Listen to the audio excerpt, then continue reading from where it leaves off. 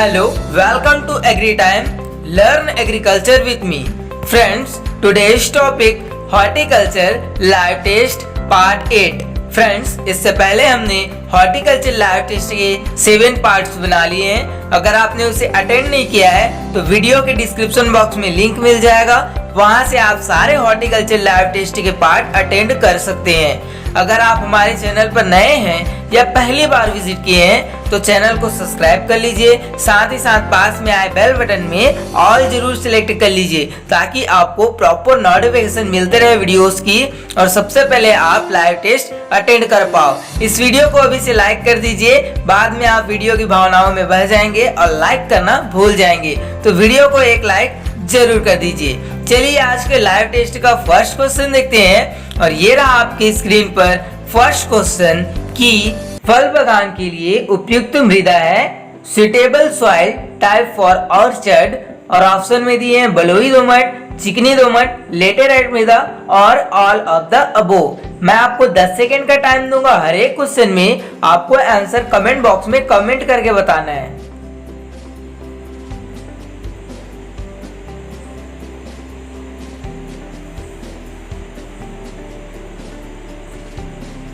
Time of होता है dear एग्रियंस, और क्विज नंबर 1 का यहाँ पर जिन्होंने ए आंसर कमेंट किया है यानी कि बलुई दोमट, सैंडी लोम, उन सभी का आंसर राइट है। फल बागान के लिए उपयुक्त मृदा सुटेबल सॉइल टाइप जो है वो सैंडी लोम या फिर बलुई दोमट होती है। बढ़ते हैं अगले क्वेश्चन की ओर। क्वेश्चन नंबर 2 ये रहा आपके स्क्रीन पर, भारत के सकल घरेलू उत्पाद में हॉर्टिकल्चर क्रॉप्स उद्यानिकी फसलों का योगदान है 15 से 20%, 20 से 25%, 28 से 30% या फिर 30 से 32%। तो बतलाइए एग्रियंस, क्विज 2 के लिए राइट आंसर क्या होगा?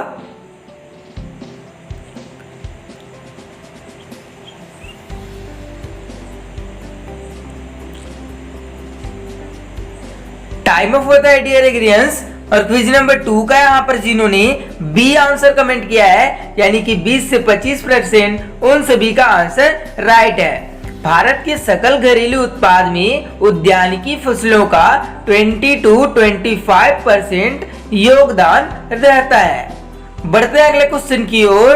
क्वेश्चन नंबर 3 ये रहा आपके स्क्रीन पर, सबसे ज्यादा उपयोग किए जाने वाला रोपण विधि है maximum famous planting system is, option A वर्गाकार स्क्वायर, ऑप्शन बी षडभुजाकार एक्सेंगल, सी त्रिभुजाकार ट्रिंगुलर, और डी में दिया है पंचमुखी जिसे पूरक विधि भी कहा जाता है और क्वीनेक्स भी बोला जाता है। तो बतलाइए एग्रियंस, क्विज 3 के लिए राइट आंसर क्या होगा?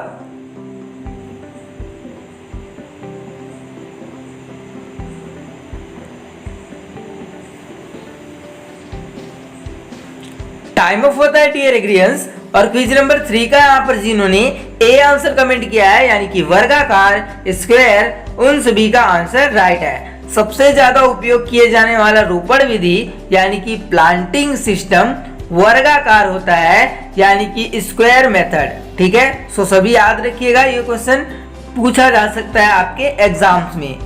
बढ़ते हैं अगले क्वेश्चन की ओर। क्वेश्चन नंबर 4 ये रहा आपके स्क्रीन पर, पीच संबंधित है, peach is related to, important question है। ठीक है, गुलदस्ता प्रणाली, वैज सिस्टम, पिरामिड प्रणाली, पिरामिड सिस्टम, मिश्रित प्रणाली यानी कि मिक्सड सिस्टम, या फिर बोअर प्रणाली, बोअर सिस्टम। तो बतलाइए जो पीच है ये किससे संबंधित है?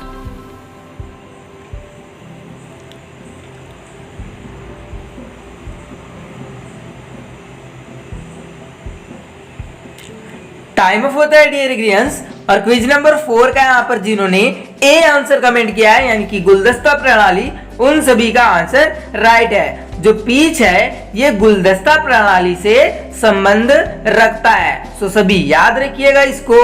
ठीक है, चलिए बढ़ते हैं अगले क्वेश्चन की ओर। क्वेश्चन नंबर 5 ये रहा आपके स्क्रीन पर, भारत का सब्जी उत्पादन में स्थान है, India's rank in vegetable production in the world, पूरे विश्व में भारत का सब्जी उत्पादन में कौन सा स्थान है? फर्स्ट, सेकंड, थर्ड या फिर फोर्थ? तो बतलाइए एग्रियंस, क्विज 5 के लिए राइट आंसर क्या होगा?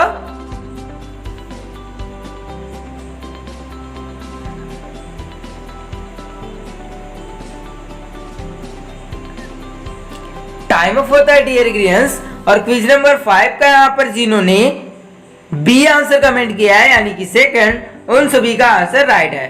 भारत का सब्जी उत्पादन में दूसरा स्थान है, सेकंड स्थान है, ठीक है, सेकंड पोजीशन में है या सेकंड रैंक में है। पहला जो रैंक है वो है आपका चाइना का। तो याद रखिएगा सभी, भारत का सब्जी उत्पादन में दूसरा स्थान है। बढ़ते हैं अगले क्वेश्चन की ओर। क्वेश्चन नंबर 6 ये रहा आपके स्क्रीन पर। केंद्रीय खुला प्रणाली में मुख्य तने की ऊंचाई रखी जाती है।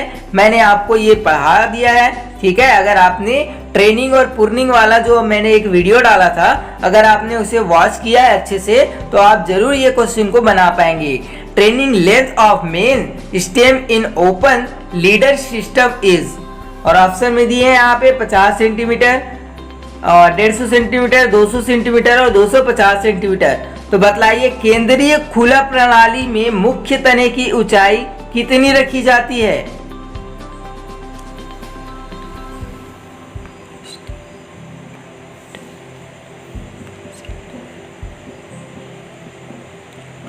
टाइम ऑफ होता है डियर एग्रियंस। और quiz number 6 open centre leader system में मुख्य तने की ऊंचाई कितनी रखी जाती है ये पूछा जा रहा है। और ऑप्शन में 50, 150, 200 और 250 दिया गया था। और जिन्होंने यहाँ पे ए आंसर कमेंट किया है यानी कि 50 सेंटीमीटर, उन सभी का आंसर राइट है। 50 सेंटीमीटर रखी जाती है मुख्य तने की ऊंचाई मेन स्टेम की, ठीक है। सो सभी याद रखिएगा। चलिए बढ़ते हैं अगले क्वेश्चन की ओर। क्वेश्चन नंबर 7 ये रहा आपके स्क्रीन पर। निफिन सिस्टम किससे संबंधित है? निफिन सिस्टम इज रिलेटेड टू, और ऑप्शन में दिए अंगूर, ग्रेप्स, फिग, अंजीर, अनार, पोमेग्रेट या फिर कोई नहीं, नॉन ऑफ दिस। तो बतलाइए ग्रीयंस, जो निफिन सिस्टम है ये किससे संबंध रखती है?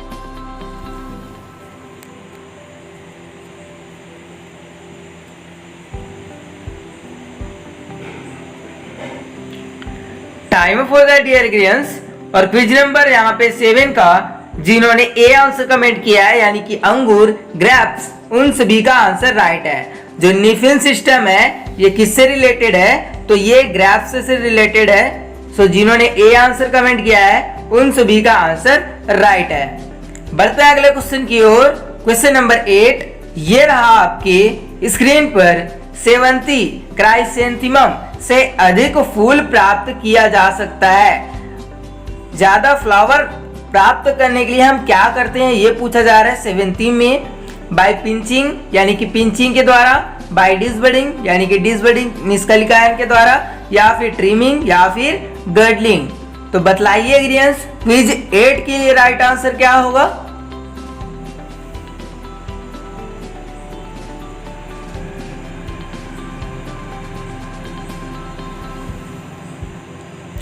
टाइम ऑफ होता है डियर ग्रीयंस। और क्विज नंबर 8 का यहाँ पर जिन्होंने ए आंसर कमेंट किया है यानी कि पिंचिंग, उन सभी का आंसर राइट है। 70 से अधिक फूल प्राप्त किया जा सकता है सो पिंचिंग के द्वारा, बाय पिंचिंग। सो सभी याद रखिएगा। बढ़ते हैं अगले क्वेश्चन की ओर। क्वेश्चन नंबर 9 ये रहा आपकी स्क्रीन पर। पौधरोपण की विकर्ण विधि किसे कहते हैं? Which planting system also known as diagonal method.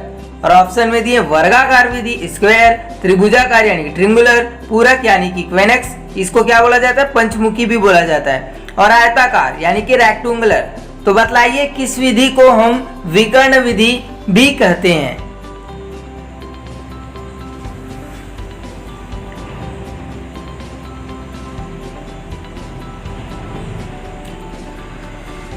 Okay, time of होता है यहाँ पे। और क्विज नंबर 9 का यहाँ पर जिन्होंने सी आंसर कमेंट किया है यानी कि पूरक विधि, क्वीनेक्स मेथड या फिर पंचमुखी विधि, उन सभी का आंसर राइट है। इसको हम विकर्ण मेथड या विकर्ण विधि, डायगोनल मेथड के नाम से भी जानते हैं। सो सभी याद रखिएगा।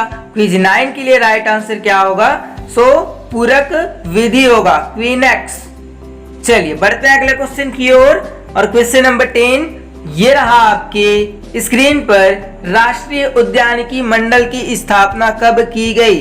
National horticulture board on established. Option दिए हैं 1974, 1956, 1942 और 1984। तो बतलाइए राष्ट्रीय उद्यानिकी मंडल की स्थापना कब की गई थी?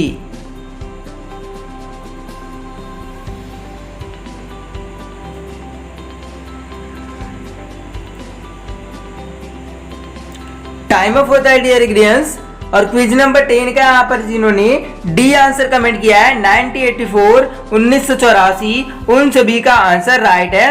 राष्ट्रीय उद्यानिकी मंडल की स्थापना 1984 में की गई थी। वीडियो पसंद आ रही होगी तो वीडियो को लाइक जरूर कर दीजिएगा ताकि हमारा मोटिवेशन बढ़ता रहे आपके लिए वीडियोस बनाने के लिए। बढ़ते हैं अगले क्वेश्चन की ओर। क्वेश्चन नंबर 11 ये रहा आपके स्क्रीन पर। भारत में किस फल का सर्वाधिक क्षेत्रफल है? Which of fruit maximum area in India? Mango यानी कि आम, बनाना केला, पपाया यानी कि पपीता, ग्रेप्स यानी कि अंगूर। तो बतलाइए इन ऑप्शनों में से या फिर भारत में किस फल का सर्वाधिक क्षेत्रफल है? आम, केला, पपीता या फिर अंगूर का। तो बतलाइए एग्रीडियंट्स। क्विज 12 के लिए राइट आंसर क्या होगा?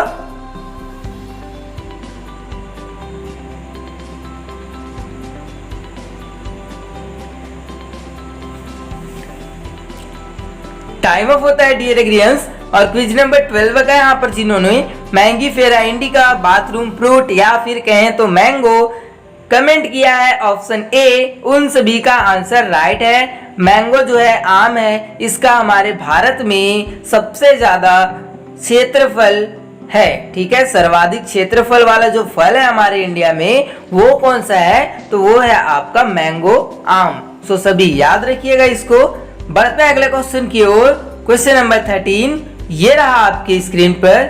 ऐसे फल वृक्ष जिनमें फूल तथा फल नई शाखाओं पर लगते हैं, क्या किसमें लगते हैं ये पूछा जा रहा है। और ऑप्शन में दिए सेब यानी कि एप्पल, पीर यानी कि नाशपाती, अंगूर यानी कि ग्रेप्स, अमरूद यानी कि गुआवा। तो बतलाइए इन ऑप्शनों में से ऐसा कौन सा फल वृक्ष है जिनमें फूल तथा फल नई शाखाओं पर लगती है।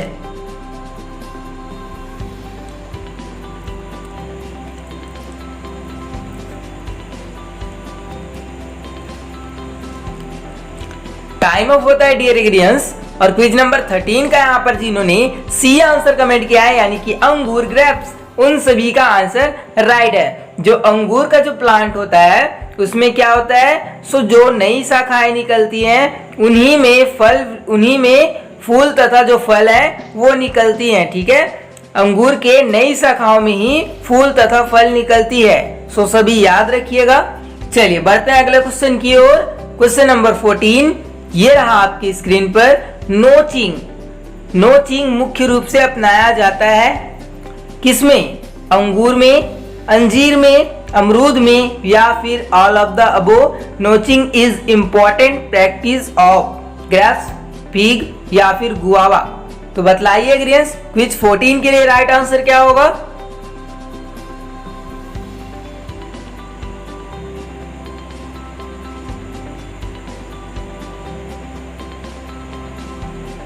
टाइम ऑफ होता है डियर एग्रीडियंट्स। क्विज नंबर 14 का यहाँ पर जिन्होंने बी आंसर कमेंट किया है यानी कि अंजीर, फिग, उन सभी का आंसर राइट है। यहाँ पे फिग लिखा है, ये फिग है। ठीक है, अंजीर में किया जाता है जो नोचिंग है ये, और ये महत्वपूर्ण क्रिया है अंजीर की, फिग की। सो इम्पोर्टेंट क्वेश्चन है, अंजीर से रिलेटेड पूछा जाता है आपके एग्जाम में। सो सभी याद रखिएगा, स्टार पॉइंट लगा सकते हैं। बढ़ते हैं अगले क्वेश्चन की ओर। क्वेश्चन नंबर 15 ये रहा आपकी स्क्रीन पर। षडभुजाकार विधि में वर्गाकार विधि की अपेक्षा कितना प्रतिशत पौधा अधिक लगाया जा सकता है? Option A 110%, B 15%, C 81%, D 10%। तो बतलाइए षडभुजाकार विधि में वर्गाकार विधि की अपेक्षा कितना प्रतिशत अधिक पौधा लगाया जा सकता है, रोपण किया जा सकता है?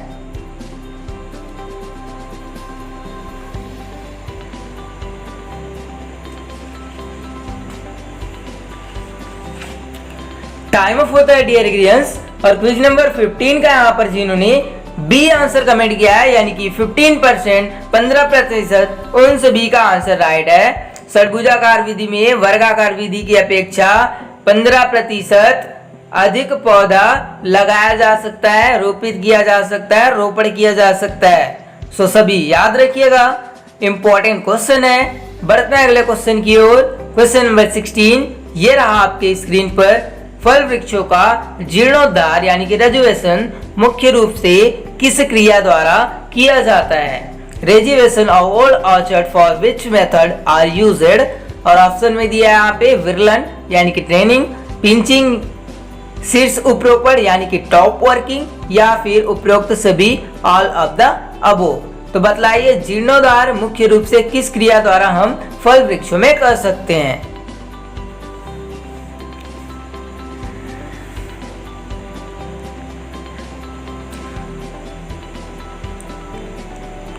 टाइम ऑफ होता है डियर एग्रीडियंस, और एक एग्रीकल्चर स्टूडेंट जो कि इसको सही आंसर ही करेगा, ठीक है, गलत नहीं बताएगा, क्योंकि बहुत ही सिंपल क्वेश्चन है। फल वृक्षों का जो जीर्णोद्धार किया जाता है वो किसके द्वारा किया जाता है? सो वो किया जाता है ऑप्शन सी यानी कि शीर्ष उपरोपण, टॉप वर्किंग, ठीक है। जिन्होंने गलत आंसर दिया है वो अच्छे से पढ़ाई करें, सी आंसर राइट होगा यहाँ पे, टॉप वर्किंग। सभी याद रखिएगा, इंपॉर्टेंट क्वेश्चन है, आपके एग्जाम में ये पूछा जा सकता है। बढ़ते हैं अगले क्वेश्चन की ओर। क्वेश्चन नंबर 17 ये रहा आपके स्क्रीन पर। रोपण की किस पद्धति में प्रति इकाई क्षेत्र में सर्वाधिक पौध संख्या होती है? यहाँ पे रोपण है, ठीक है, रोपण की किस पद्धति में प्रति इकाई क्षेत्र में सर्वाधिक पौध संख्या होती है? वर्गाकार, पंचमुखी, त्रिभुजाकार या फिर षटभुजाकार? Which method of planting has the highest plant number per unit area?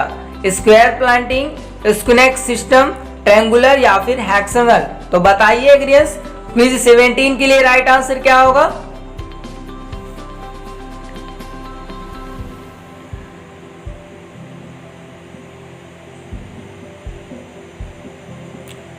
Time of होता है डियर एग्रीडियंस, और क्विज नंबर 17 का यहाँ पर जिन्होंने सी आंसर कमेंट किया है, यानी कि पंचमुखी एक्सफ्लेक्स सिस्टम, उन सभी का आंसर राइट है। यहाँ पे ए बी सी डी का जो इक्वेशन है वो इधर उधर हो गया है, ठीक है। तो जिन्होंने यहाँ पे सी आंसर कमेंट किया है, यानी कि पंचमुखी, पूरक, विकर्ण, विधि, उन सभी का आंसर राइट है।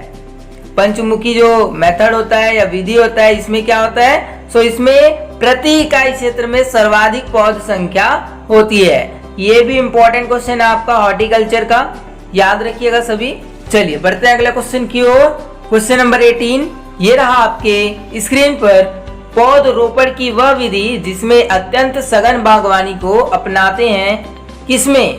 वर्गाकार विधि, पंचमुखी, त्रिभुजाकार विधि या फिर आयताकार विधि? क्वेश्चन अच्छे से पढ़िए।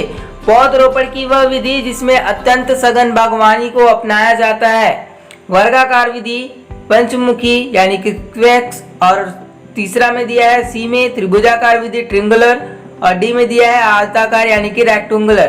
तो बतलाइए क्विज 18 के लिए राइट आंसर क्या होगा एग्रीडियंस?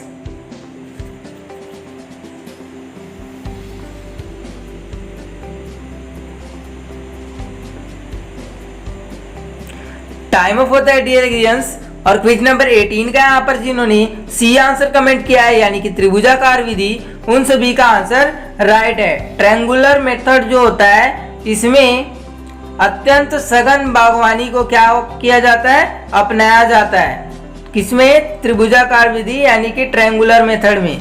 सो सभी याद रखिएगा। चलिए बढ़ते हैं अगले क्वेश्चन की ओर। क्वेश्चन नंबर 19 ये रहा आपके स्क्रीन पर। कुल वृद्धि आधारित निर्यात में उद्यानिकी फसलों का योगदान है। कुल वृद्धि आधारित निर्यात में उद्यानिकी फसलों का योगदान है। Horticulture contribution of total agriculture export 13%, 15%, 25% या फिर 30%। तो बताइए एग्रीडियंस, क्विज नंबर 19 का राइट आंसर क्या होगा?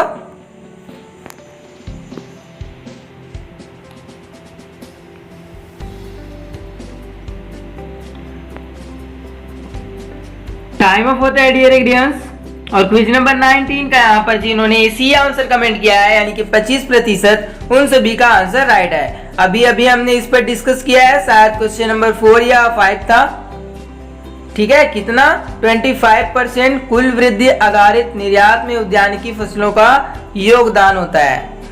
चलिए बढ़ते हैं अगले क्वेश्चन की ओर। क्वेश्चन नंबर 20 ये रहा आपकी स्क्रीन पर। आम एवं अमरूद में कृंतन का समय होता है, ये होता है, ठीक है, आम एवं अमरूद में कृंतन का समय होता है। Pruning time of mango and guava, फलन की शुरुआत में यानी कि फ्रूटिंग टाइम, पुष्पन आने पर एट फ्लावरिंग टाइम, फलन संपत्ति के समाप्ति के समय है, ठीक है, ड्यूरिंग फ्रूटिंग टाइम। और ऑप्शन डी में दिया है फलन के बाद यानी कि आफ्टर फ्रूटिंग। तो बताइए क्विज 20 के लिए राइट आंसर क्या होगा एग्रीयंस?